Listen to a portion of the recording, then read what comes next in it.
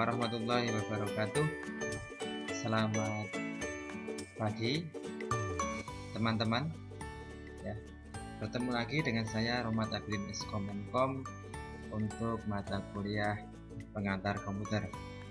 Di pertemuan ketiga ini kita akan membahas tentang perangkat lunak ya.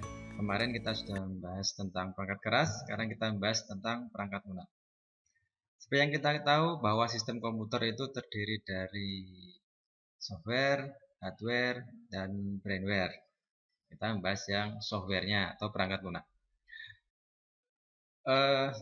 Setelah di awal dulu kita belajar sejarah komputer, itu kan komputer dulu masih manual ya, mekanik ya, menggunakan mesin, murni mesin, kemudian menggunakan kabel-kabel, yang mana nanti jika ada instruksi yang berubah maka kabel-kabelnya itu susunannya akan diubah dan akan membuat waktu terbuang yang banyak ya, membutuhkan waktu yang banyak untuk mengubah sistemnya, untuk mengubah instruksinya. Maka dari itu dikembangkanlah perangkat lunak. Ya. Perangkat lunak nanti ada sangat banyak sekali ya, jenisnya sangat banyak, tetapi secara garis besar nanti ada dua. Yang pertama itu adalah sistem operasi atau operasi dasar untuk menggunakan komputer, dan kedua adalah aplikasi. Ya, aplikasi ini adalah pelengkap, perangkat lunak pelengkap untuk memanfaatkan komputer menjadi lebih bagus lagi, lebih luas lagi pemanfaatannya. Gitu ya. Jadi perangkat lunak nanti secara garis besar ada sistem operasinya atau operasi dasar dan aplikasi. Gitu.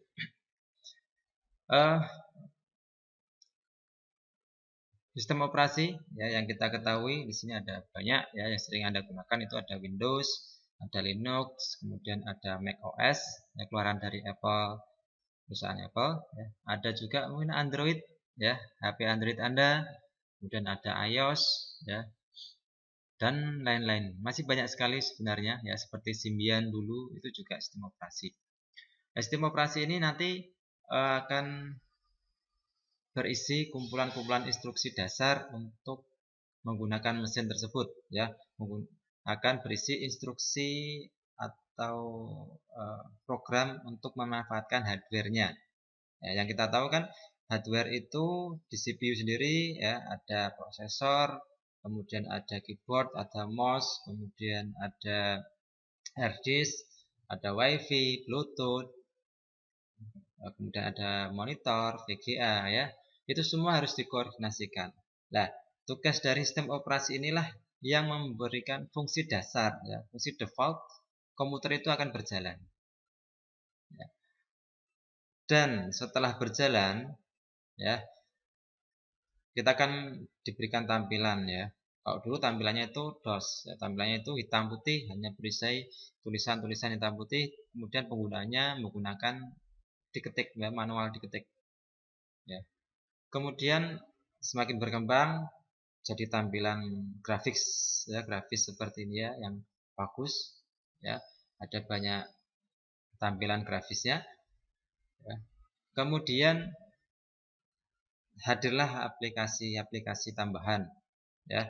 Dulu itu ada Fortran ya, kemudian ada COBOL ya, kemudian yang sekarang itu yang sedang booming itu adalah web dan aplikasi mobile. Itu adalah aplikasi-aplikasi yang diciptakan yang berjalan di atas sistem operasi ya. Aplikasi-aplikasi nanti yang diciptakan nanti sesuai dengan kebutuhan ya. Misalnya aplikasi untuk grafis, aplikasi untuk pengolah data, aplikasi untuk koneksi ke internet, yaitu banyak sekali ya. Nanti ada aplikasi ya, kemudian ada istilahnya driver ya, kemudian ada utility. Kalau aplikasi kan Anda tahu ya, misalnya MS Word, PowerPoint, kemudian browser, itu aplikasi semua.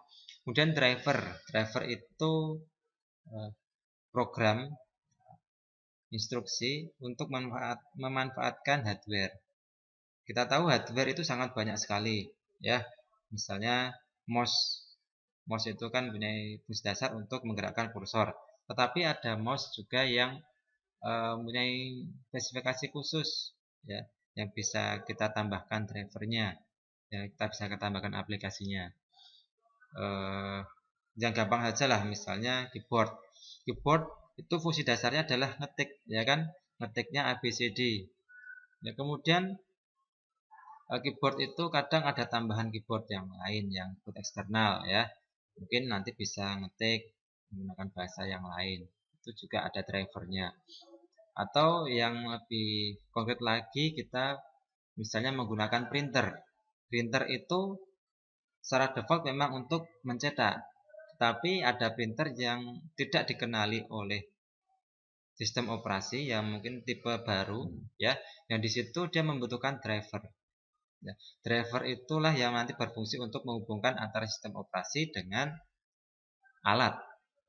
Ya, driver ya menghubungkan ya, yang mengenalkan alat ini itu namanya ini, kemudian fungsinya ini. Nah, itu dikenalkan ke sistem operasi menggunakan driver. Ya. Kemudian ada juga printer ya, yang di situ disertakan juga sebuah aplikasi untuk edit foto misalnya. Jadi beli printer plus dapat aplikasinya ada drivernya, kemudian ada aplikasi untuk edit fotonya. Jadi nanti untuk edit foto cukup pakai aplikasi dari printer itu ya, biasanya berupa CD atau bisa di-download dari website resminya.